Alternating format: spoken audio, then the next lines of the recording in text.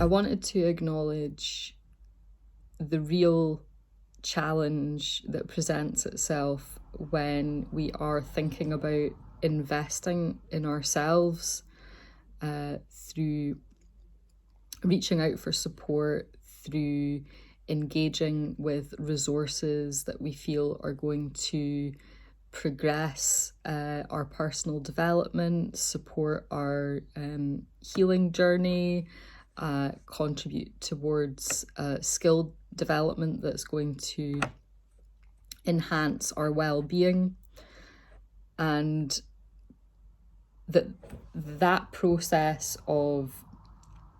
coming to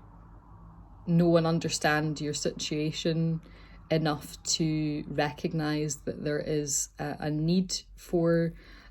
some additional tools and resources there in itself is a massive achievement and an amazing thing to have that self-awareness. So to then be faced with the decision of, okay, where do I place my investment, my time, my energy, my finances, when there is so much available and everything feels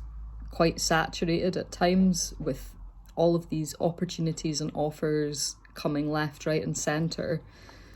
And then also the impetus that is pulling us towards something that we feel is attractive, but also what is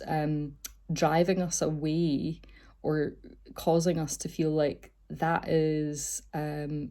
something that's unpleasant or that I don't like, or that's an unhelpful habit, and feeling that that is pushing you towards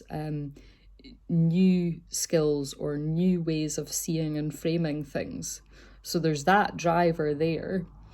And then there's also the element of guilt and shame that often comes up when we're thinking about, I must do this and I should do this and I really need to do this. And the frustration that comes when we aren't doing that, when we're not taking care of ourselves, when we're not implementing these things that we know are helpful. So the reality is that making that investment in yourself will be probably the hardest decision that you have to make, but also the most valuable and worthwhile one, in terms of if you go for it, what you stand to gain is massive. And here's where I felt like it was interesting just to pull in a little bit of knowledge and awareness of marketing technique in terms of using psychology to pull and tease out these different emotions and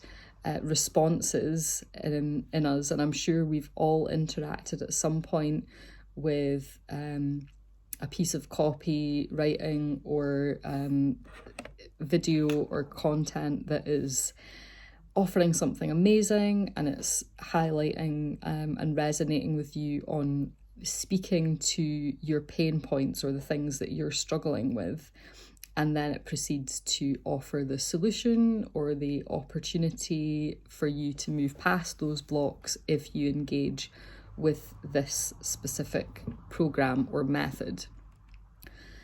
And then it goes one step further by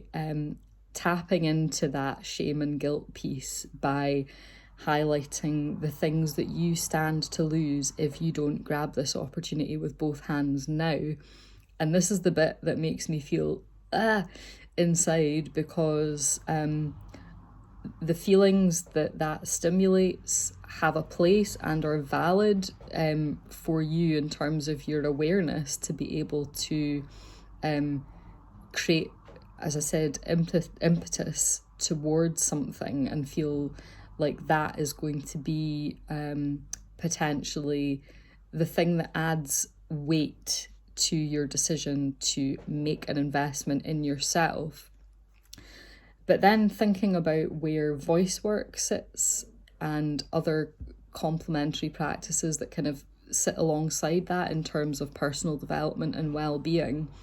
I then really feel I have to question myself when I'm feeling drawn towards something and really want to understand, is this the right thing for me, by connecting with the language and the presentation of how an offering is being made and the energy that is behind that. Because in the practice of voice work, there is certainly space holding that can happen, and a little bit of protection and resilience building and resourcing with tools to support you with things like disruptive thoughts and also narratives that are kind of trying to pull you into that kind of shame and guilt frame of reference. And the very nature of engaging with a practice like voice work is that you would be surely hoping to utilize that in a positive way to help bring about relief from these kind of experiences, or start to connect on a deeper level with why those things might be coming up, and maybe find a creative outlet or channel for you to express and release some of that pent up energy. So therefore, it feels out of alignment to then use a technique to invite someone in to work with you that is using that psychological manipulation to trigger an emotional response. It just doesn't feel right to me, and it feels that practice and that protocol undermines the value of ultimately what you are offering. Then you're maybe offering the solution, but then the person that is coming to you for support, by the time they have made that investment, if that has been enough to push them into feeling like, okay, if I don't work with this person, my life is going to fall apart. Well, by the time they come to work with you, they are already arriving to you in a lesser state of well-being, because they've kind of been tugged along by this process that has created upheaval and disruption and possibly upset for them. And I am making reference here to personal experiences of having interfaced with different offerings, and especially when you are in a potentially vulnerable space and you are really looking for that support and guidance and trying to identify what is the right thing for me, who is the right practitioner, what is the right approach. And I just wanted to share that little insight there, that the connection of language and the connection of the energy that you feel that you are receiving when you approach and start to interact with these different pieces of information is going to be a really good guide and a really good reference point for you to help make that decision.